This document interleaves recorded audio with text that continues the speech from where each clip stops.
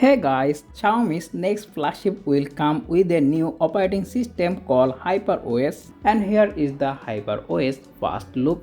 Xiaomi HyperOS comes with lot of changes, like you get new icon pack and also some widgets. And the most beautiful feature is you can now customize your lock screen as iOS and Samsung. Let me know in the comment section, do you like this feature? Now you also get new weather app and you also get lot of information, new clock look, new calendar, and also get a new gallery app.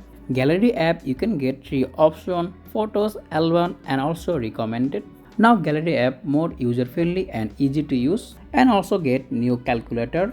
Another good thing is you can get new control center and it's also customizable, and you also customize your battery life. You can get 4 options: performance mode, balance mode, battery saver, and ultra battery saver mode. So Xiaomi HyperOS you can get better battery life. And here is the first look phone dialer, and it's come with 3 options. And here is the phone message app, and also get some redesign customization sections. HyperOS is a new smartphone OS that combines Android and Xiaomi self-developed Vela system.